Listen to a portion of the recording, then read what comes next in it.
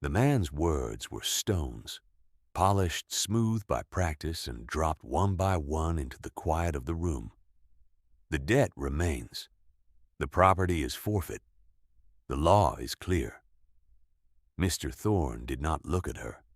He looked at a sheet of paper on his desk, a document that held the weight of her entire life.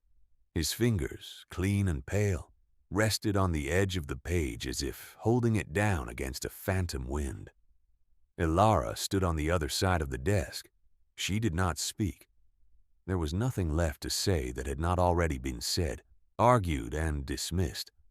Her father's pleas, then her mother's, and finally her own. The words had all dissolved against the hard fact of the numbers on Thorne's ledger. He finally lifted his gaze. His eyes were small and gray, like chips of flint.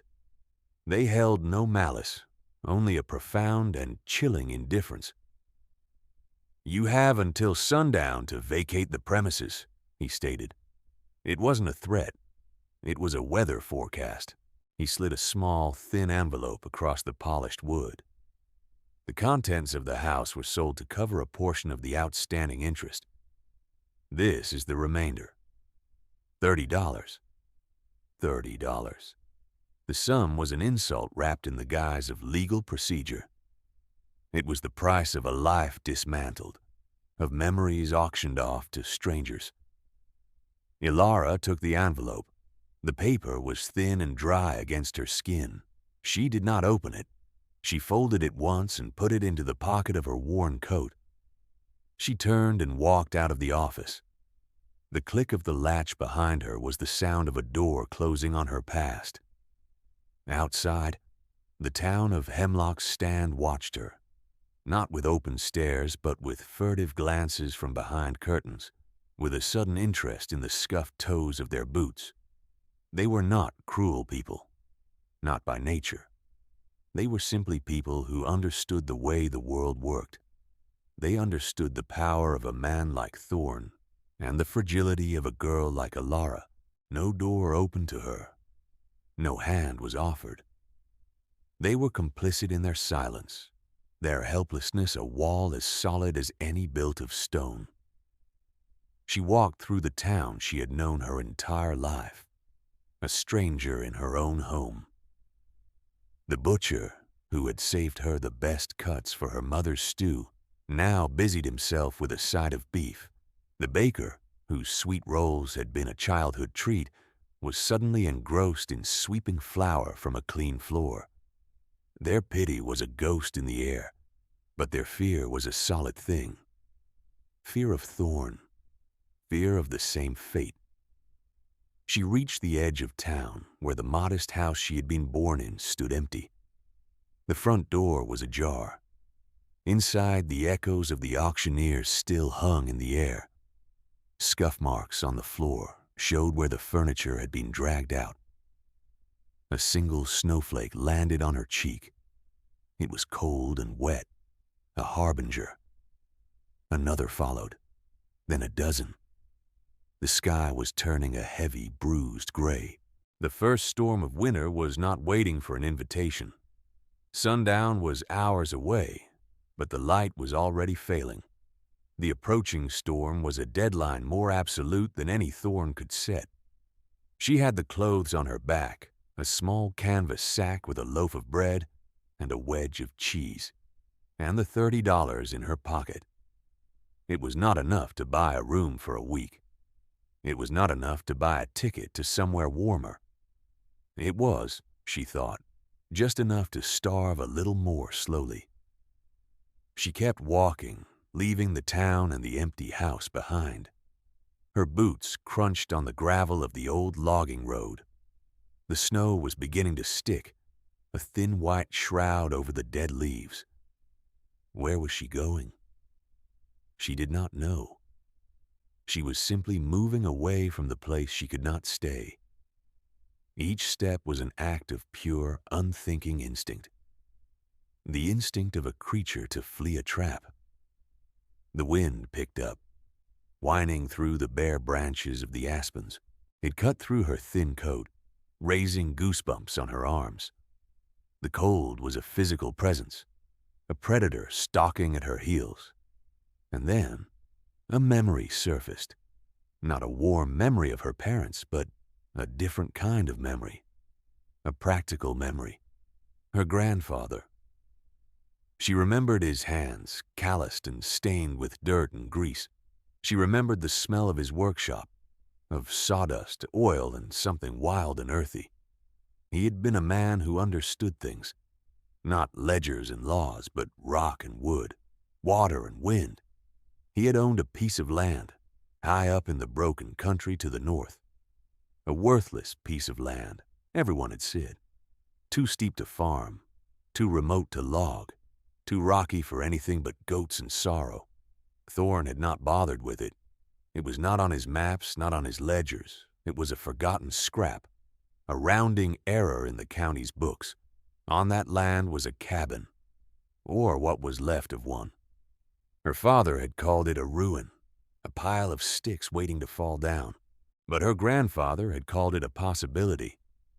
The bones are good, he had told her once, when she was a small child tagging along on one of his long, rambling walks. The stone is good. A person with sense can make a home anywhere the bones are good. The memory was a flicker of warmth in the encroaching cold, a possibility.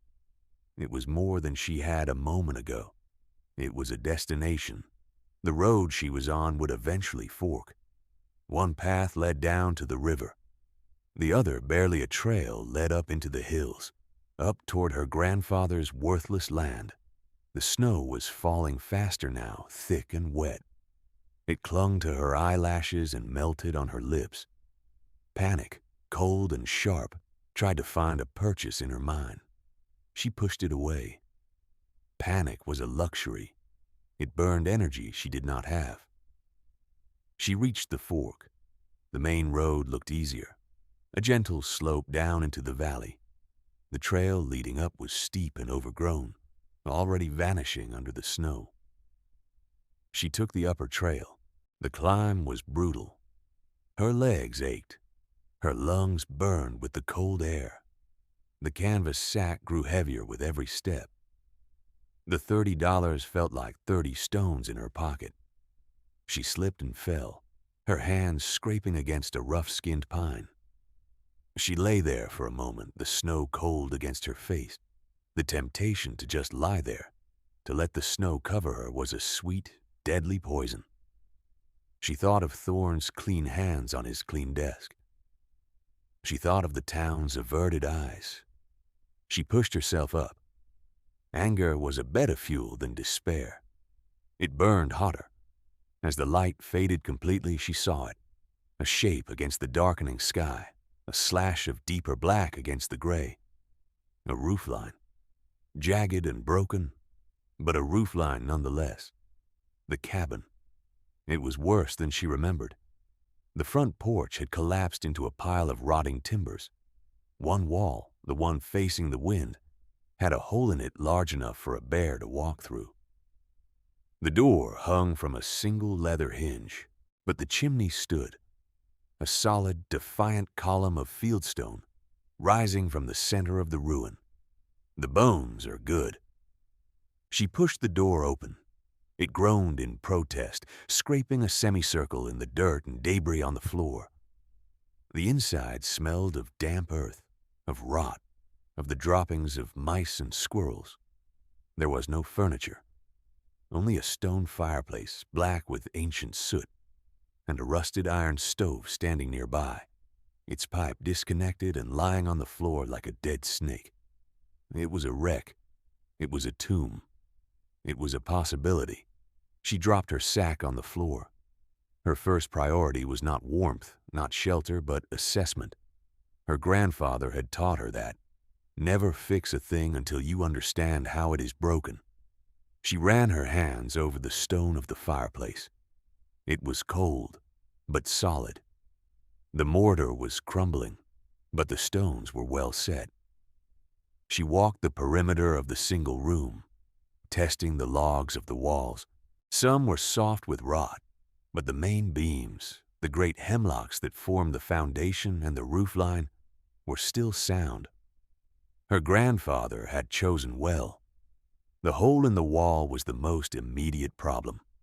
The wind howled through it, driving snow into the room. She found the remnants of the collapsed porch outside. The wood was rotten, but the planks were long. Working methodically, her fingers growing numb in the cold, she dragged the planks one by one and leaned them against the hole. It was a clumsy, ugly patch, but it lessened the wind's assault. Next, the stove. It was a simple, rugged cast-iron box stove, pitted with rust, but not cracked. She knelt and peered inside. It was full of ash and debris. The flue was choked. She used her hands to scoop out the old ashes. It was filthy work. The soot stained her skin, working its way into the lines of her palms. Under the ash, she found the grate. It was intact. The stovepipe was the challenge. It was in 3 sections. One was bent, but the other 2 were usable. She needed to connect the stove to the chimney flue. She remembered her grandfather showing her how to do it. Always slope it up, girl. Smoke likes to climb. It was awkward, heavy work. She had to prop the pipe up on stones to get the right angle. Her fingers, raw with cold, fumbled with the fittings. Twice the whole assembly clattered to the floor. She did not curse. She simply started again. Finally, it was done. A precarious, wobbly connection, but a connection nonetheless. Now for fuel. The area around the cabin was littered with fallen branches, but they were all wet with snow. She needed dry wood. She remembered something else. Her grandfather's woodpile.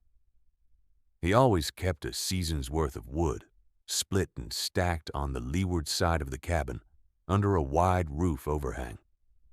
She pushed her way through the deepening snow, rounding the corner of the cabin. And there it was, a low, long mound, almost completely buried. But she could see the ends of the logs. She dug with her bare hands, the snow biting at her skin. The wood was covered by a thick sheet of oilcloth, cracked with age but still mostly intact. She pulled it back. Underneath, neatly stacked, was a cord of seasoned oak and maple. It was gray with age, but it was dry, bone dry. Tears of relief, hot against her frozen cheeks, surprised her. She wiped them away angrily. There was no time for tears. She carried armful after armful of wood into the cabin, stacking it near the stove. She used the last of her energy to find a dry, sheltered spot under a pine for her small store of food. Then she returned to the cabin and barricaded the door with a heavy log. She was alone with the stove, the wood, and the gathering dark. She tore a strip of cloth from the hem of her undershift. From her sack, she took a small tin. Inside was a flint and steel and a small nest of charcloth. It had been her father's, but the knowledge of how to use it had come from her grandfather. Her hands were shaking with cold and exhaustion. The first spark failed. The second died on the charcloth. She took a deep breath. She held her hands in her armpits, trying to bring some life back into them. She closed her eyes and pictured her grandfather's hands, steady and sure. She tried again. A tiny spark leaped from the steel. It landed on the black cloth. A small red ember began to glow, a miniature sunrise in the darkness of the cabin. She fed it a sliver of dry pine bark, blowing on it gently. The ember grew. A tiny flicker of yellow flame appeared. She fed it more bark, then a twig, then another. The flame grew stronger, hungrier. She placed the fragile fire in the stove on the bed of kindling she had prepared. She closed the stove door and opened the damper. There was a moment of agonizing suspense. Would the smoke find its way up the jury-rigged pipe, or would it pour back into the room and choke her? A low roar started from within the stove. A draft. It was working.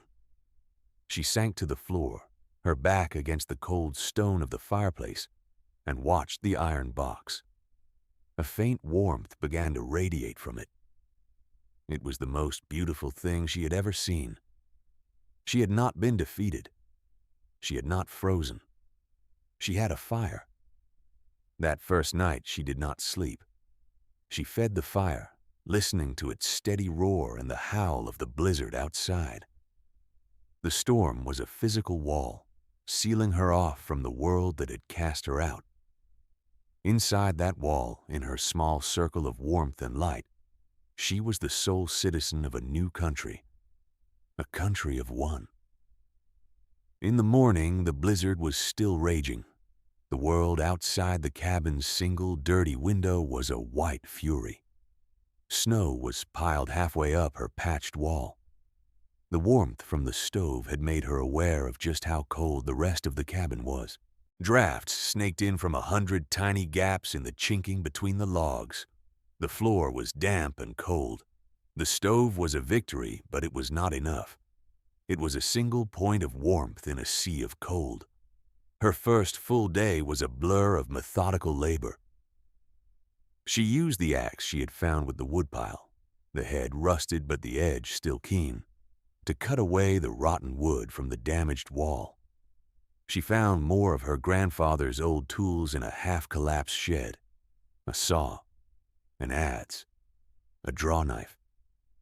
They were coated in rust, but the steel was good. She spent an hour sharpening the saw with a flat stone from the creek bed. She felled a small, dead-standing pine and began the arduous process of shaping a new post and beams to frame the hole in the wall. The work was slow and exhausting. Every muscle screamed in protest. But with each swing of the axe, with each pull of the saw, she felt a flicker of something that was not despair. It was purpose. She found her grandfather's stash of chinking material, a mixture of dried moss, clay from the creek bank, and horsehair, stored in dry barrels in the shed. She spent days forcing the mixture into the gaps between the logs. It was tedious, messy work. Her fingers were raw, but as she worked she could feel the cabin tightening, holding its warmth more closely. The bread and cheese were gone in 2 days. Hunger became a constant gnawing companion. She used a precious $10 from her 30 to buy snares and a small bag of flour from a traveling tinker she flagged down on the lower road. A man so surprised to see another living soul that he did not ask questions. She set the snares, just as her grandfather had taught her, along the game trails that crisscrossed the property. On the 3rd day, she found a rabbit in one, its life a small, warm sacrifice to her own. She learned to read the snow. She found where the grouse sheltered from the wind. She learned which roots could be boiled for a thin, bitter soup. The ground has a long memory, her grandfather used to say. It remembers what grows, what burrows, what dies. She was learning to read that memory. One evening, as she was banking the fire for the night, a wave of smoke billowed out of the stove door, filling the small cabin with acrid fumes. She coughed, her eyes watering, and threw open the main door to the biting wind. The problem had been growing for days. The stove was drawing poorly. The pipe was clogged with creosote. Her first system, the one she had built in desperation, was failing. The flaw was hidden inside the solution itself. The long, shallow angle of the stovepipe, a necessity of its hasty construction, was allowing the smoke to cool too quickly, depositing a thick, flammable layer of creosote on the inside of the pipe. She had 2 choices. She could clean the pipe every few days, a dangerous and messy job, or she could fix the underlying problem. Despair was a cold, familiar hand on her shoulder. It would be so easy to let it pull her down, to admit that she was not her grandfather, that she was just a girl, alone and out of her depth. But then she looked at her hands. They were not the hands of the girl who had stood in Thorne's office. They were chapped and calloused, with dirt and soot ground deep into the skin. They were hands that knew the heft of an axe, the bite of a saw. They were working hands. She would fix it. The problem was the chimney. The stove was too far from it. Her grandfather had never used a stove in this cabin. He had used the great stone fireplace. But the fireplace was inefficient, consuming vast amounts of wood and sending most of the heat straight up the flue. The stove was the right tool, but it was in the wrong place. She would have to move the stove. This was a task of a different magnitude. The stove weighed hundreds of pounds. Moving it would require leverage, rollers, and a clear plan. She spent a day in observation.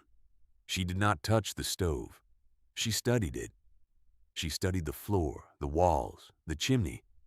She drew diagrams in the dirt with a stick. She was not panicking. She was analyzing. Her grandfather's voice echoed in her memory. "Don't fight the stone, girl. Persuade it." She realized the problem wasn't just the stove's location.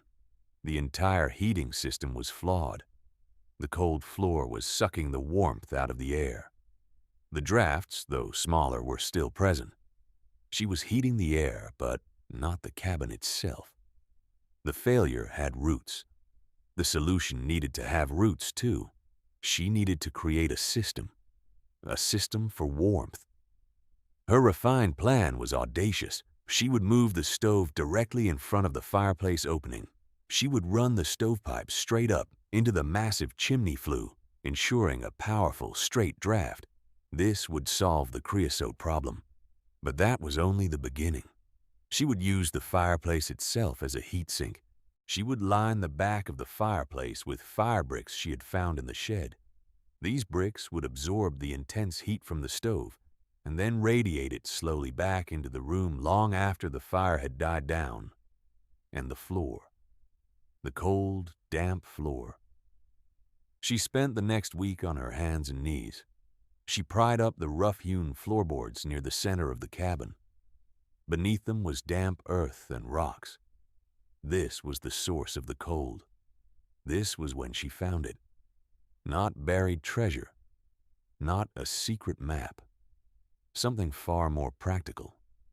As she was digging out the cold, damp earth from beneath the floor, her shovel struck something hard and flat.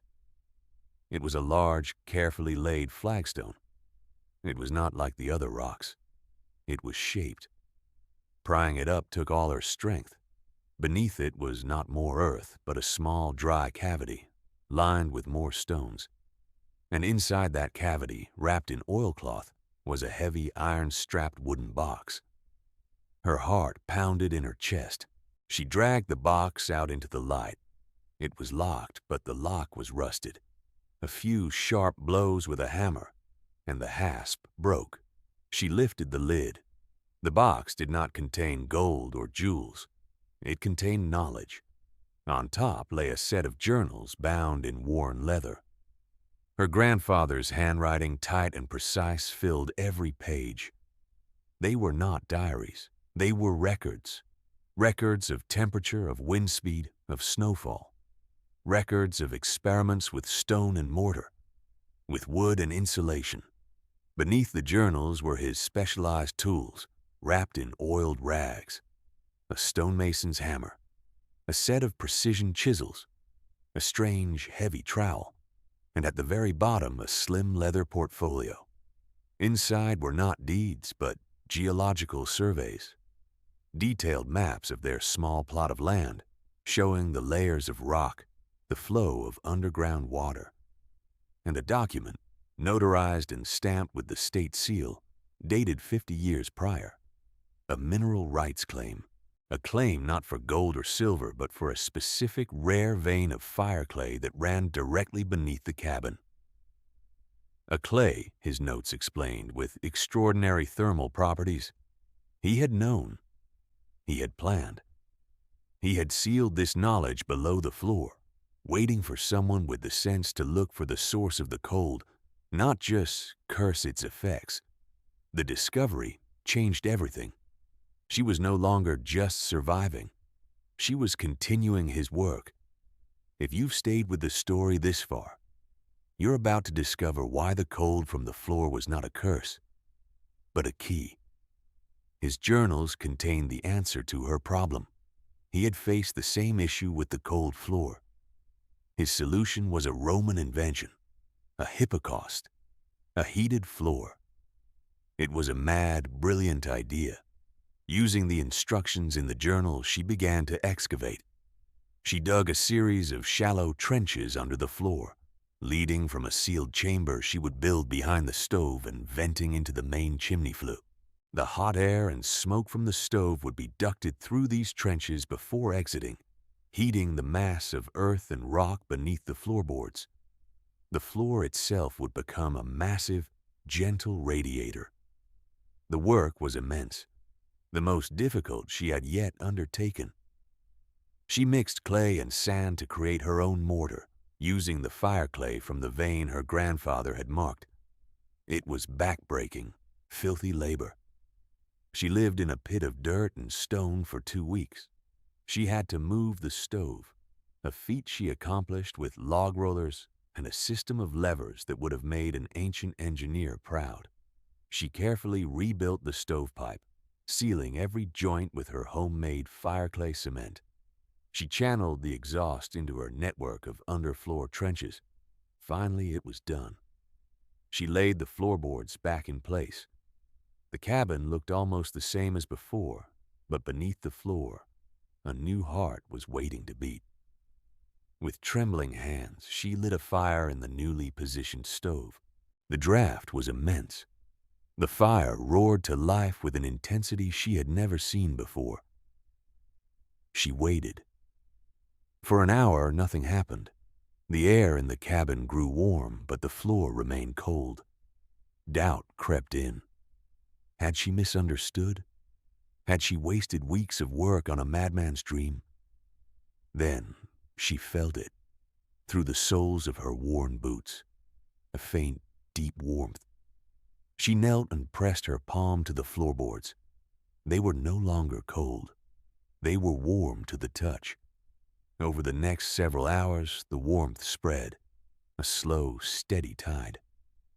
By nightfall, the entire floor was a source of gentle, radiant heat. The cabin was no longer just a shelter. It was comfortable. It was a home. The very air felt different, soft and evenly warm. The drafts were gone, defeated by the superior pressure of the rising heat. She had not just built a heating system. She had built an ecosystem of warmth, a perfect, self-regulating loop. With the problem of warmth solved so completely, her life changed. She had surplus energy, surplus time. She began to thrive. She used the knowledge from her grandfather's journals to improve every aspect of her life. She built a cold frame against the south-facing wall of the cabin, using old window panes she found in the shed. The radiant heat from the cabin, seeping through the stone foundation, kept the soil from freezing. She grew hardy greens and herbs, a splash of impossible color in the white world. She baked bread, not in the stove, but in a small oven she built into the chimney above the fireplace, a design from her grandfather's notes. The bread was dense and dark, and it was the best thing she had ever tasted. Her snares brought her a steady supply of meat. She learned to smoke and cure it in a small smokehouse she constructed. The food existed. The warmth existed. The shelter existed. She found a companion. A large gray dog, half-starved and wary, had been drawn by the smell of her cooking. He had the look of a dog that had been abandoned. She left food out for him. At first, he would only take it when she was gone. Then, he allowed her to watch. One day, during a particularly vicious cold snap, she opened the door, and he walked in, curled up on the floor as far from her as he could get, and went to sleep. She named him Boulder. Her life fell into a rhythm, dictated by the sun and the needs of her small homestead. She was not just surviving, she was sufficient. She was at peace. She rarely thought of Thorn or the town. They belonged to a different world, a world of paper and noise. Her world was one of stone wood and quiet, methodical work. The winter was one of the harshest in living memory. The snows were deeper, the cold more biting than anyone could recall. In Hemlock's Stand, it was a season of misery. Modern furnaces, reliant on electricity and delivered fuel, failed. Pipes burst. The town's meager resources were stretched to the breaking point. Mr. Thorn was not immune. His grand house on the hill, with its large, single-pane windows and fashionable but inefficient heating system, was an icebox. He spent a fortune on firewood, which was burned up almost as fast as it could be delivered. He was cold, and he was angry. One day, a trapper named Jedediah stumbled into town, half frozen and wild-eyed. He had been caught in a whiteout and had lost his way. He told a strange story, a story of seeing a light high in the broken country, of following it, thinking it was a will-o'-the-wisp. He told of finding a cabin, a place that should have been a ruin, but was not. He spoke of a girl and a dog. He spoke of a warmth so deep and steady it felt like summer. He spoke of fresh greens in the dead of winter. "It ain't possible," he said over and over, his words steaming in the cold air of the general store. "But I saw it. I felt it." The townspeople dismissed him as a madman, delirious from the cold. But the story spread, a ghost story, a winter's tale. Thorn heard the story. He dismissed it as well, but a seed of avarice was planted. That worthless land, the girl he had cast out. It offended his sense of order. All things of value should belong to him. If there was something of worth up there, he had a right to it. His own systems were failing. His furnace was broken. His legal threats to the fuel supplier had produced no fuel. His paper wealth could not buy him warmth. The irony was a bitter pill he refused to swallow. Driven by a mixture of greed, curiosity, and a desire to crush the last ember of the life he had tried to extinguish, he decided to see for himself. He hired 2 men and a sleigh. The journey was difficult. The snow was deep. The men complained, but Thorn pushed them on. They found the cabin at dusk. It was just as the trapper had described it. A plume of white smoke rose from the stone chimney, straight and unwavering in the cold, still air. A warm, yellow light glowed from the window. It looked like a picture from a storybook, an image of impossible peace and prosperity. Thorn's lip curled in a sneer. He had come to reclaim what was his. Ilara heard them coming. Boulder let out a low growl, the fur on his back standing up. She went to the window and saw the sleigh. She saw Mr. Thorn, his face a blotchy red from the cold and his anger. She was not afraid. She felt a strange sense of calm. The story was not over, but she knew how it would end. She had read the last chapter in her grandfather's journals. She opened the door before he could knock. "Mr. Thorn," she said. Her voice was steady. "You seem to be a long way from your office." Thorn was taken aback. He had expected a shivering, broken creature. He found a young woman, poised and self-possessed, her eyes clear and calm. The warmth from the cabin washed over him, a physical shock. It smelled of baking bread and dry wood. "This property is on land adjacent to my holdings," he blustered, recovering himself. "Any improvements made revert to me. The law is clear." "The law," Ilara said, her voice quiet.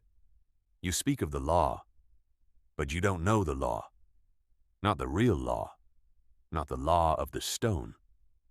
"I have a deed," he snarled, pulling a document from his coat. The paper was stiff with cold. "You have a piece of paper," she replied. "It grants you the surface rights to a parcel of land. Nothing more." My grandfather was a very careful man. She stepped back from the door. "Come in, Mr. Thorne. Let me show you something." He hesitated, then stepped inside, followed by his men. The warmth was staggering.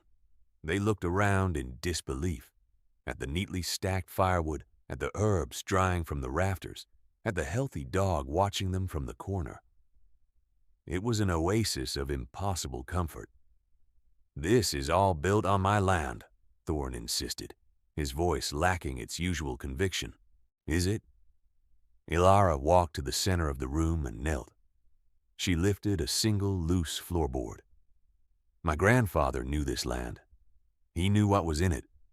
He filed a claim, a mineral rights claim, before you were born. It predates your deed. It supersedes it."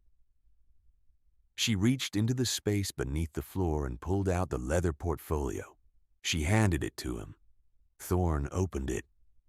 His pale hands, so used to holding the fate of others, trembled slightly. He read the document. His face, already red from the cold, seemed to drain of all color. He understood. He understood the language of claims and filings, and he understood that the document he held in his hands was unassailable. "Fireclay," he whispered. "The finest vein in the state," Ilara said. "Worth more than your entire town. The law is clear, Mr. Thorne. This cabin and everything in it, and everything for 100 yards in every direction, sits on my claim. You are the one who is trespassing." Thorne's own systems, the laws and papers he revered, had been turned against him. His arrogance had made him blind. He had seen a worthless girl on a worthless piece of land. He had not seen the knowledge she carried or the legacy waiting for her beneath the floor. He was defeated, not by a threat, not by a weapon, but by a piece of paper older and stronger than his own, by a handful of dirt that was more valuable than his bank. He turned and stumbled out of the cabin, into the cold that was his only real possession. His men, after a moment of hesitation, followed him. The community, humbled by the brutal winter and the failure of their modern certainties, heard the story. They saw Thorne's retreat. They understood. In the spring they began to come to her, not with pity but with respect. A farmer whose chimney would not draw, a blacksmith whose forge was inefficient. They came seeking knowledge. Ilara did not turn them away. She taught them what her grandfather had taught her. She showed them how to read the wind and the stone. She shared the fireclay from her claim, the foundation of her security. She helped them rebuild their own systems, to make their homes warmer, their lives more secure. Her grandfather's knowledge, once sealed beneath the floor, became the new foundation for the entire community. It spread from house to house, a legacy of practical wisdom. Ilara's cabin was no longer just a home. It was a school. It was a testament to the enduring power of methodical work, of observation, of resilience. It was proof that true wealth is not held in a bank or written on a deed, but in the knowledge you carry in your head and the skill you hold in your hands. The real law was the law of stone and fire, and in that court she had been vindicated.